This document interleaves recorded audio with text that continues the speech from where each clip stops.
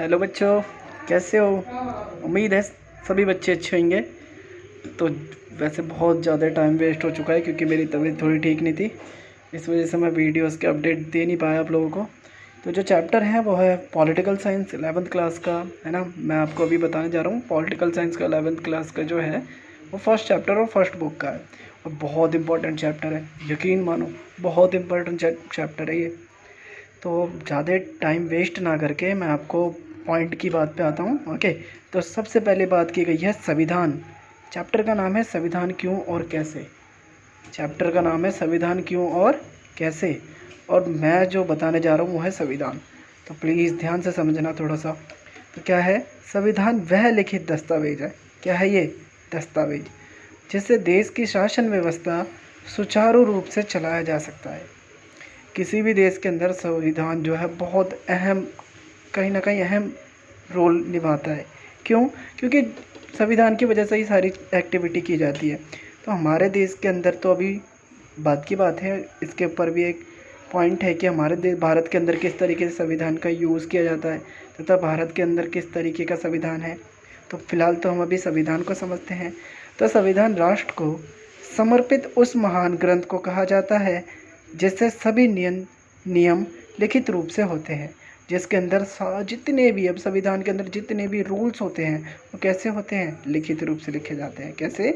लिखित रूप से। और उन्हीं नियमों के आधार पर संपूर्ण देश में शासन किया जाता है। अब जो एक्टिविटी, मतलब जो भी रूल्स रेगुलेशन लिखे जाते हैं उन्हीं के आधार पर पूरे देश के अंदर क्या होता है? शासन चलाया जाता है। उन नियमों की अवहेलना कोई भी व्यक्ति या संगठन नहीं कर सकता। किसकी? संविधान की।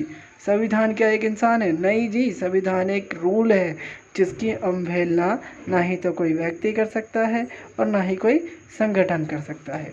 संविधान द्वारा संपूर्ण देश की शासन व्यवस्था को नियंत्रित किया जाता है। किसकी वजह से? संविधान की वजह से संपूर्ण देश के अंदर नियंत्रित किया जाता है। ओके, तो अब आते हैं संविधान क्या है? किसी देश या संस्था द्वारा निर्धारित किए गए वह नियम, क्या? नियम जिसके माध्यम से उस देश या संस्था का सुचारू ढंग से संचालन हो सके, उसे उस देश या संस्था का संविधान कहा जाता है। अब एक देश का मतलब तो सबको समझ में आता है, समझ में क्या नहीं आ रहा? संस्था। क्या नहीं आ रहा? संस्था। तो भाई संस्था लाइक अ इंस्टीट्यूट। अगर हम किसी भी इंस्टीट्यूट में जाते हैं तो वहाँ उसके खुद के एक रूल्स होते हैं कि आप यहाँ पे फ़ोन नहीं चला सकते, या इस तरीके के बहुत तरीके के रूल्स होते हैं। तो यही जो रूल है, यही क्या है? एक संविधान। और वो क्या करता है? किसी भी देश, किसी भी संस्था को सुचारू रूप से चलाने में मददगार सिद्ध साबित होता है। किसी भी देश, सेकंड पॉइंट है इसका, किसी भी देश का संविधान उस देश की राजनीतिक व्यवस्था, किस चीज़ की? राजनीतिक व्यवस्था, न्याय व्यवस्था, नागरिकों के हित की रक्षा करने का एक मूल ढांचा है। क्या है? जो नागरिक है उनके क्या है, ये एक रक्षा करने का एक मूल ढांचा होता है जिसके माध्यम से उस राष्ट्र के विकास की दिशा का निर्धारण होता है। तो कहीं ना कहीं तीन चीज़ें क्लियर हुई कि क्या करता है किसी भी देश का संविधान, उस देश की क्या चीज़ों को कहीं ना कहीं एक्टिविटी पर नज़र रखता है। तो वो क्या है? राजनीतिक व्यवस्था, न्याय व्यवस्था और एक नागरिकों का हित की रक्षा। यही तीन है जिसकी वजह से किसी भी देश का कहीं ना कहीं जो बनावट है, या कह सकते हैं कि वो उजागर हो सकता है। ओके, तो अब आते हैं हमारे भारत के संविधान पे। किस पे? भारत के संविधान में। तो कॉन्स्टिट्यूशन ऑफ इंडिया। तो सबसे पहला पॉइंट क्या है? भारत का संविधान संविधान सभा द्वारा 26 नवंबर 1949 को आंशिक रूप से लागू किया गया। क्या किया गया? आंशिक रूप से लागू किया गया। और 26 जनवरी 1950 को पूर्ण रूप से संपूर्ण देश में इसको लागू भी किया गया। इसका सेकंड पॉइंट क्या कहता है? प्रत्येक वर्ष 26 जनवरी, हाँ जी साहब जी, तो सेकंड पॉइंट क्या कहता है इसका? कि प्रत्येक वर्ष 26 जनवरी को गणतंत्र दिवस के रूप में मनाया जाता है। ये तो हम बचपन से ही जानते हैं, लेकिन क्यों मनाया जाता है इसके बारे में पहले बता दिया। तो भारतीय संविधान विश्व का सबसे बड़ा लिखित संविधान है। क्या है? भारतीय संविधान पूरे विश्व के अंदर सबसे बड़ा लिखित संविधान है साहब। तो ध्यान से समझिए थोड़ा सा, क्योंकि बहुत इंटरेस्टिंग चैप्टर है ये। थर्ड पॉइंट क्या कहता है इसका? भारतीय संविधान में 22 भाग, 448 अनुच्छेद तथा 12 अनुसूचियां हैं। ठीक है। परंतु संविधान निर्माण के समय इसमें 22 भाग और 395 अनुच्छेद और 8 अनुसूचियाँ थी।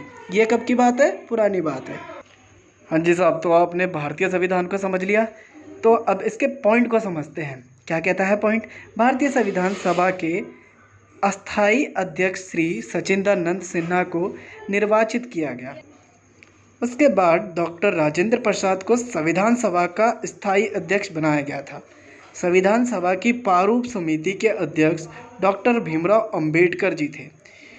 भारतीय संविधान समझ में आ गया, पॉइंट भी समझ में आ गया होगा सब। भारतीय संविधान समझ में आ गया, पॉइंट भी समझ में आ गया होगा। तो अब है नेक्स्ट क्या है? संविधान के प्रकार। तो भाई संविधान 2 प्रकार के हैं, ठीक है। वो क्या है? एक लिखित संविधान और एक अलिखित संविधान। जी साहब, संविधान के 2 प्रकार होते हैं, समझ में आ गया। लेकिन संविधान के जो लिखित संविधान है वो क्या कहता है, अलिखित संविधान है वो क्या कहता है, ये भी देख लेते हैं।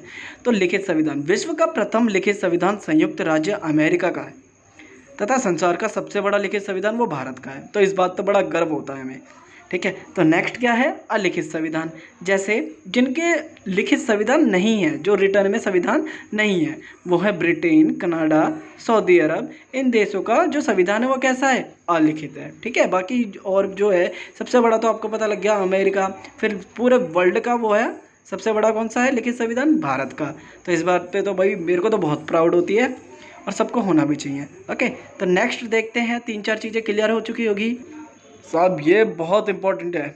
क्या है कि भारतीय संविधान के स्रोत को दर्शाओ, ठीक है। तो भारतीय संविधान के स्रोत मतलब भारत का जो संविधान है वो किन किन देशों से लिया गया है। तो पहले नंबर पे तो जाहिर सी बात है ब्रिटेन, यूएसए, कनाडा, आयरलैंड, फिर आपका हो गया जर्मनी, फिर ऑस्ट्रेलिया, फिर फ्रांस, फिर रूस, फिर दक्षिण अफ्रीका। इसके पॉइंट भी है कुछ, मैं आपको बता देता हूँ। क्या है? भारतीय संविधान के अंदर जितनी भी बातें लिखी गई है ना, वह किसी न किसी देश से लिया गया है। ये बात तो क्लियर हो गई। हमारे संविधान के अंदर जितनी भी बातें बताई गई है ज़्यादातर गवर्नमेंट ऑफ इंडियन एक्ट 1935 के तहत लिया गया है। उम्मीद है आप लोगों को अच्छे से समझ में आया होगा, क्योंकि थोड़ा सा समझाया भी ठीक ठाक ही है। ये तो आप डिसाइड कर सकते हो, है ना। ओके, तो प्लीज़ अभी आगे भी है, ऐसी बात नहीं है कि ख़त्म होगी वीडियो। ध्यान से देखना, थोड़ा सा समझ में आ जाएगा साहब। एक ये टॉपिक है, इसको भी समझ लो। न्याय संगत तथा प्रभावी संविधान। न्याय संगत संविधान वह है जो शांति, समृद्धि, न्याय और सुख चैन के आदर्शों को बढ़ावा देता है। मतलब न्याय संगत की बात है तो भाई मतलब जो न्याय के साथ चलता हो। तथा एक प्रभावी संविधान वह है जो केवल मात्र कागजों पर निर्भर है। तो ये भी समझ में आ गया होगा आप लोगों को। नेक्स्ट क्या कहता है? संतुलित और जीवित संविधान। शासन के कार्य सरकार के विभिन्न अंगों को सौंपे गए, है ना। मतलब शासन करने के लिए सरकार खुद तो नहीं आएगी, है ना। तो सरकार ने कुछ पॉइंट रखे, कुछ अपनी अपनी एक्टिविटी रखी, कुछ लोगों को किया, कुछ धारणा बनाई गई। तो वो क्या है? न्यायपालिका, कार्यपालिका, कुछ अंग बनाए गए। तो वो न्यायपालिका, कार्यपालिका तथा विधायिका दोनों के नियंत्रण से मुक्त है। शासन की कोई एक शाखा संविधान के लोकतांत्रिक स्वरूप को ध्वस्त नहीं कर सकती। यह एक जीवित संविधान है। मतलब भाई कि ये जीवित है, कि ये कभी ख़त्म नहीं होगा, ठीक है। अब प्रस्ताव के उद्देश्य क्या था, ये थोड़ा सा बड़ा है। तो 9 दिसंबर 1946 को संविधान सभा में एक प्रस्ताव रखा गया, जो उद्देश्य प्रस्ताव के नाम से जाना जाता है। पहला पॉइंट क्लियर हो गया। नेक्स्ट क्या है? ये भारत को एक स्वतंत्र सर्वभूत संपन्न राष्ट्र घोषित करने के लिए हमारे दृढ़ संकल्प को उजागर करता है। कौन? उद्देश्य किस चीज़ का? संविधान का उद्देश्य। ओके, नेक्स्ट क्या है? इसमें न्याय, स्वतंत्रता, समता तथा अल्पसंख्यक तथा शोषित और दलित वर्गों के लिए सुरक्षा के उपायों का भी बात की गई। मतलब संविधान का यही रोल था कि भाई सबसे पहले तो लोगों को न्याय मिले, लोगों की रक्षा हो,